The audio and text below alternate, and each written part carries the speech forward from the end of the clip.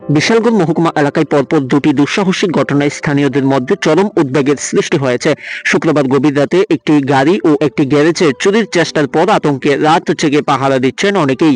জনমনে প্রশ্ন উঠছে, শহরবাসীর নিরাপত্তা কোথায়? সূত্র মারফত জানা যায়, রঘুনাথপুর এলাকার বাসিন্দা সুবল মিয়া তার TR01N1764 নম্বরের টাটা ম্যাজিক গাড়ি সারাদিন চালানোর পর প্রতিদিনের মতো শুক্রবার রাতেও বাড়ির পাশে বক্সনগর সড়কের ধারে রেখে ঘুমাতে যান। কিন্তু শনিবার ভোর রাতে চোরের দল তার গাড়ি থেকে ব্যাটারি খুলে নিয়ে পালানোর চেষ্টা করে। সে সময় স্থানীয় কয়েকজন বাসিন্দা শব্দ শুনে বাইরে বেরিয়ে পড়লে চোরেরা ব্যাটারি ফেলে পালিয়ে যায়।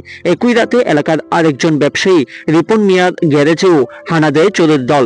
যদিও বড় ধরনের ক্ষয়ক্ষতি ঘটেনি, তবু ধারাবাহিক চুরির এই প্রবণতা জনমনে এক অজানা আতঙ্ক সৃষ্টি হয়েছে।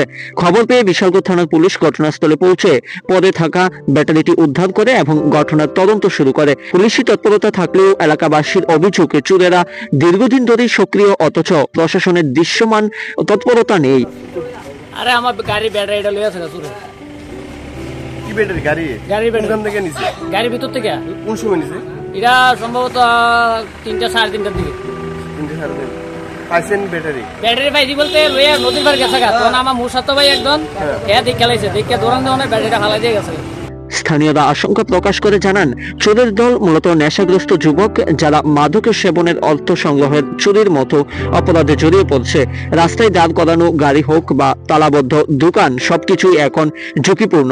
পরিস্থিতি এমন পর্যায়ে পৌঁছেছে যে অনেক পরিবার রাত জেগে এলাকায় টহল দিচ্ছেন। এলাকাবাসীর দাবি, রাত্রিকালীন পুলিশি টহল বাড়ানো হোক, সন্দেহভাজন অপরাধীদের বিরুদ্ধে কড়া ব্যবস্থা নেওয়া হোক, এলাকায় সিসিটিভি বসানো হোক, মাদক দ্রব্যের প্রবাহ বন্ধে প্রশাসন কার্যকর ভূমিকা নিক।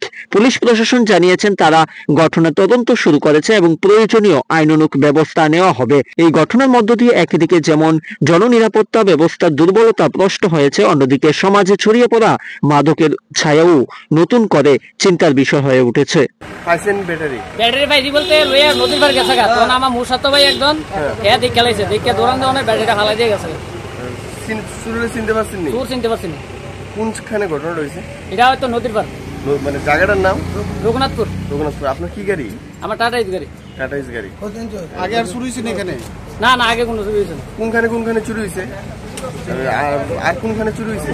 আর এখানে চুরি হয়েছে আমার ভাইয়ের একটা বোলার গাড়ি আছিল, বোলার গাড়ির থেকে জ্যাক ট্যাক রেঞ্জপত্র সব লিয়ে আছে। এখানে কি দোকানে চুরি হয়েছে? দোকান থেকে মাল টাল লইছে, কিছু নিতে পারছে না। কি দোকান এটা?